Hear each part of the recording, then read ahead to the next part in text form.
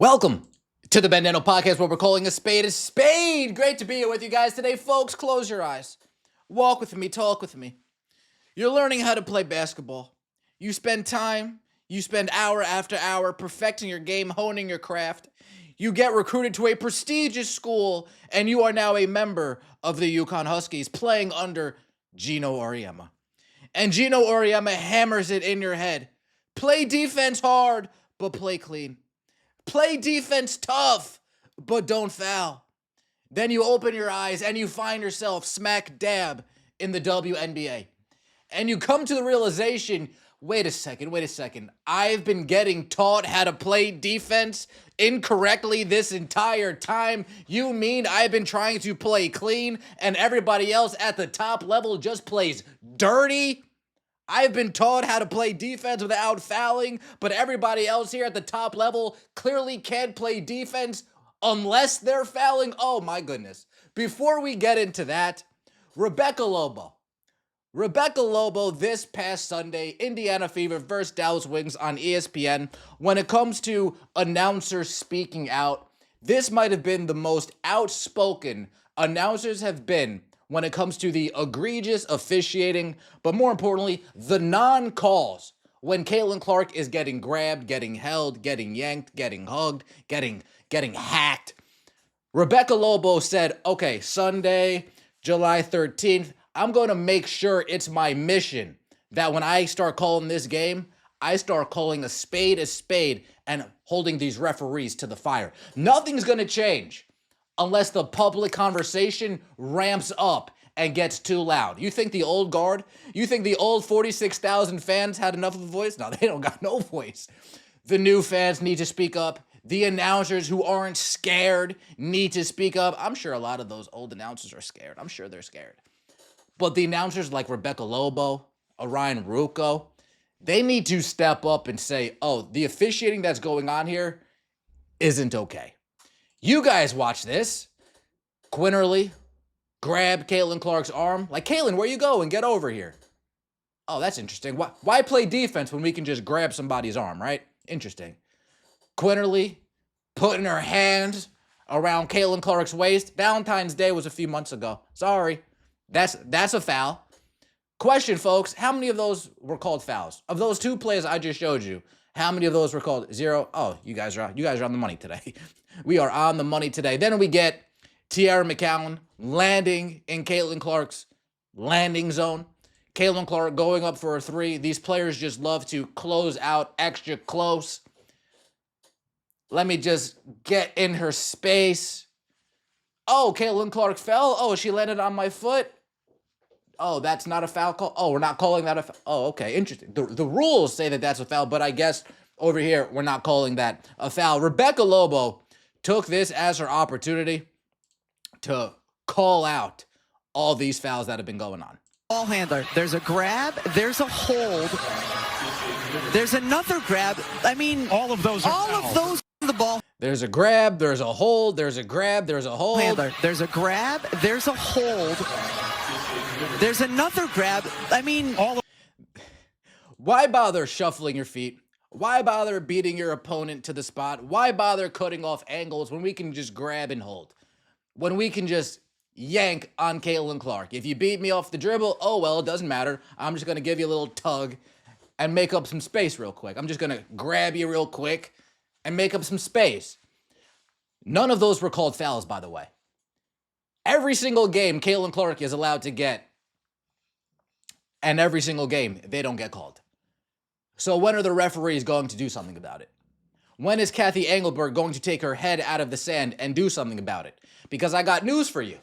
If I'm in the CBA negotiations, if I'm an owner, once I start paying these players upwards of $750,000 million contracts, now I'm looking at them as investments. And I'll be damned if my $1 million investment is getting hurt because the incompetence that goes on in the WNBA when it comes to the officiating. I'll be damned if my $2 million a year player in Caitlin Clark, I'll be damned if she's out for a significant period of time because the officiating doesn't want to call a foul when they stick their leg underneath Caitlin Clark, impeding her landing zone. I'll be damned if I'm Asia Wilson, the owner of the Las Vegas Aces, and I see Asia Wilson getting roughed up, yeah, I'll be pissed off. So from an investment standpoint, if these ladies do get contracts, the owners are going to need to say, Kathy, we need to address the officiating because now these ladies are making real money and they better not miss significant periods of time. Now, Paige Beckers.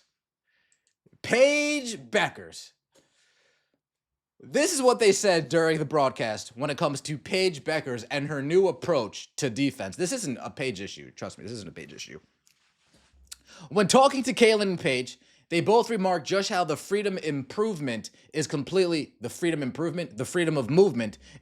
restricted with the contact that is allowed at this level. Paige told us she's actually had to learn how to defend while fouling because she was like, I can get away with so much I couldn't get away with college because they don't care about freedom of movement like that. And it was so interesting to hear Paige talk with us about it because she was the one who was saying, quote, it's really made her have to rethink how she defends that because of the latitude they give. That's what took me back, she said. Quote, we learned how to play without fouling. Traditionally, one of the top teams in the country for fewest fouls per game, she said, quote, I have to learn how to play while fouling because we get away with it there. We get away with it here, huh? I have to learn how to play while fouling because we get away with it here?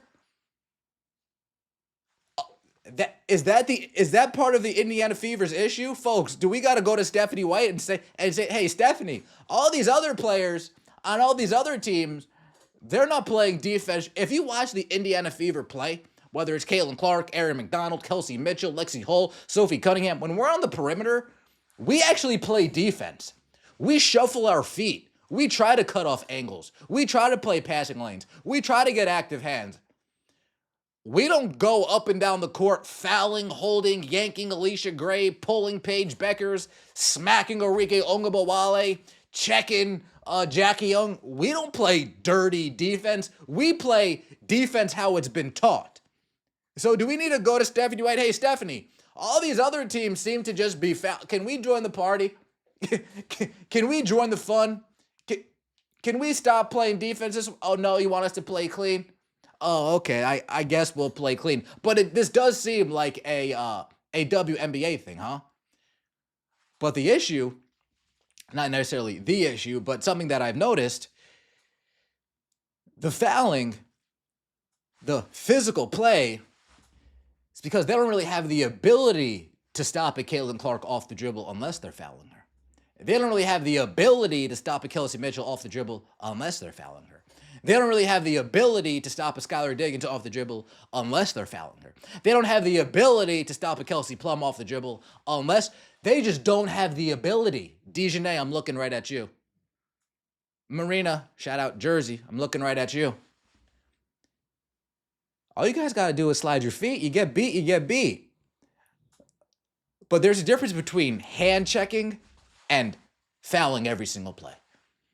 There's a difference between playing physical and fouling every single play. You can play physical, but play clean ball. We don't even get that in the W.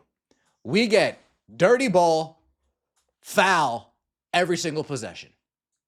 Every single possession. If Caitlin Clark has the ball in her hands, she is getting hacked every single possession. And the referees need to start calling it. One other thing I want to touch on before I let you guys enjoy the rest of your time. We have the article that's making its rounds. The top 25 players of the WNBA at All-Star break. We got Fee, number 1. Caitlin Clark, number 2. Alyssa Thomas, number 3. Brianna Stewart, 4. Sabrina, 5. Alicia Gray, 6. Satu, 7. Aaliyah Boston, 8. Caitlin Clark, 9. Folks, Caitlin Clark in her 9 games has clearly been playing better than Satu Sabali and clearly been playing better than Sabrina Ionescu. Clearly playing better than Brianna Stewart. Alicia Gray's been having herself a hell of a season. I'm not going to destroy Alicia Gray right now. Alicia Gray, salute to you. But Sabrina Ionescu and Caitlin Clark, when it comes to shooting percentages, pretty much have the same shooting percentages when it comes to regular field goal, whether it comes to three-point percent. The difference is Caitlin Clark affects the game in so many different ways. It's night and day compared to Sabrina. If Sabrina's shot's not falling, if she's not hitting buckets, she doesn't really affect the game in that many ways, especially with Natasha Cloud next to her. If Sabrina's shot's not falling, it's like, damn, there's Sabrina doing her best Arike Ongobawale impersonation. Granted, it happens less often than Arike. Arike, I mean, what are you doing, homie? It happens less often than Arike, but it happens. Caitlin Clark, when her shot's not falling, she's still averaging 9 assists. When her shot's not falling, she's still giving you games with 13 assists, 14 assists. So hey, ESPN, I need you guys to put on your thinking caps, stop looking at the names, and start actually watching the games. Ready? Stop looking at the names and start watching the games.